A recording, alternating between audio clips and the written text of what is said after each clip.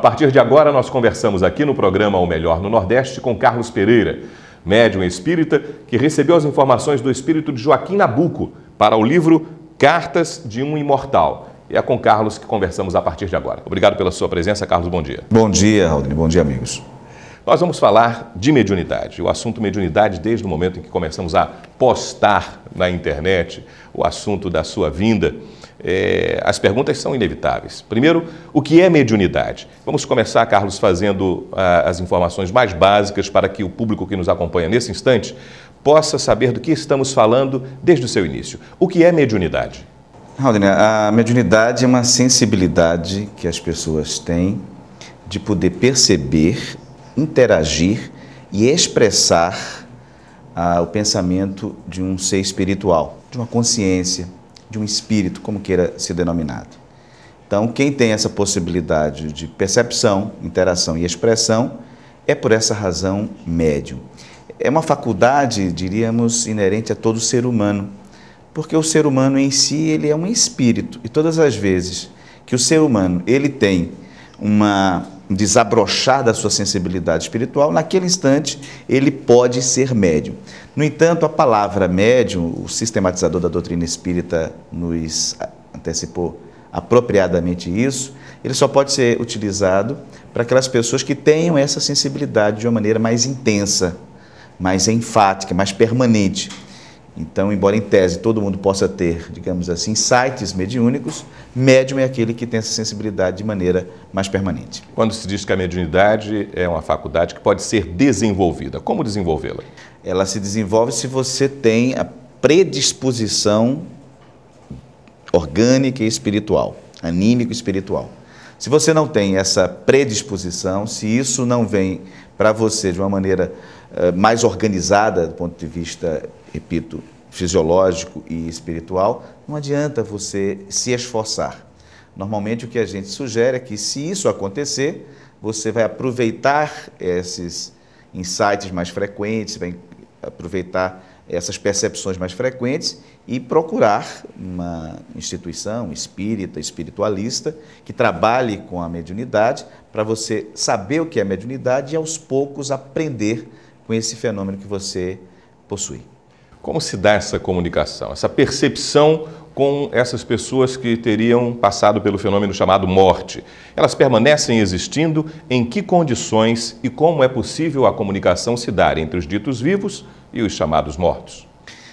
A morte não existe do ponto de vista espiritual, ela pode existir apenas do ponto de vista físico.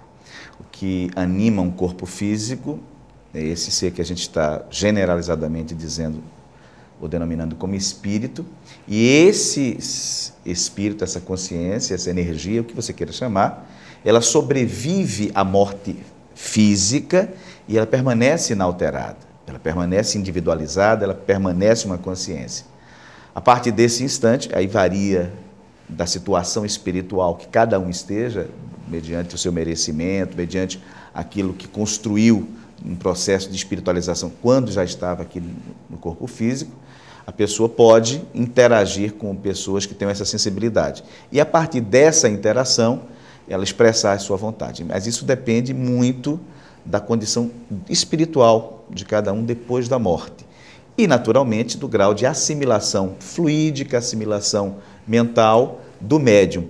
Porque não é todo médium que pode receber todo tipo de espírito. É necessário que haja um processo de afinidade entre os dois, ou pelo menos de uma assimilação energética para que a comunicação aconteça. Quando se diz que isso depende da condição espiritual de quem desencarnou, de quem passou pelo fenômeno chamado morte, mas o que qualifica a condição espiritual dele? O que vai dizer se um espírito está melhor ou não está tão bem do outro lado? O que é preciso? O que eles dizem que pode influenciar? Isso é uma questão absolutamente voltada para a moral da pessoa. Você, quando estava aqui no corpo físico, sua vida era uma vida reta, era uma vida voltada para o bem, para ajudar as pessoas, onde você cultivava valores nobres, a possibilidade de você, ao desencarnar, que é a terminologia que a gente usa na doutrina espírita, ao falecer, ao morrer, quando você vai para o mundo espiritual, você continua sendo aquilo que você era. Então, você tende a ser uma pessoa mais harmonizada, mais equilibrada. E consequentemente terá uma condição espiritual melhor. Diferentemente das pessoas que são desregradas, que são perturbadas, que adotam valores equivocados, essas pessoas apenas perdem os corpos físicos, mas a maneira dela pensar, a maneira dela agir, os sentimentos dela permanecem os mesmos. Então, enquanto ela não voltar a um processo de conscientização da necessidade de ser uma pessoa melhor, mesmo na condição espiritual, ela não vai estar bem. Consequentemente, a dificuldade de expressão do médium vai acontecer. O que normalmente acontece, Haldane e amigos, é que essas pessoas que estão perturbadas, desarmonizadas, elas são percebidas pelos médiuns, mas exercem aquilo que a gente chama de obsessão, geralmente, que é uma influência perniciosa, uma influência negativa sobre outra pessoa. E o que é que dá essa norma de conduta, Carlos, sobre como proceder para que o amanhã, ou essa passagem, ou qual o nome que se queira dar, seja positiva? Olha, tem uma regra chamada regra de ouro, né? Que você vai encontrar isso nas principais filosofias, nos principais códigos de conduta da humanidade, vai se encontrar no cristianismo, no hinduísmo, no budismo, no islamismo, que é a máxima de você fazer ao outro aquilo que gostaria que o outro te fizesse. Se nos processos de relacionamento a gente adotar isso como parâmetro das nossas vidas, certamente a gente vai deixar de fazer muita coisa para o outro na medida que a gente vai parar e pensar, será que eu estou ajudando o outro? Será que isso eu gostaria para mim? Essa máxima, essa regra de relacionamento ajuda bastante, eu estou apenas resumindo em uma, para que você possa fazer uma autoavaliação e, consequentemente, se o seu proceder no dia a dia for baseado nesta regra, você vai modificar completamente a sua maneira de ser, você vai se viver bem, não apenas com você, mas com todos aqueles que estão no seu entorno, certamente vai acontecer isso, e, consequentemente, vai ser uma pessoa mais harmonizada, mais tranquila, mais serena, e esse estado, né, ele continua no mundo espiritual. É importante, você frisou bem, é importante que a gente tenha consciência de que a gente não vai se transformar muito porque apenas perdeu o corpo de carne. Você que está nos acompanhando, ninguém muda de uma hora para outra, ninguém transforma-se de uma hora para outra só porque perde o corpo de carne. A gente continua sendo a mesma pessoa.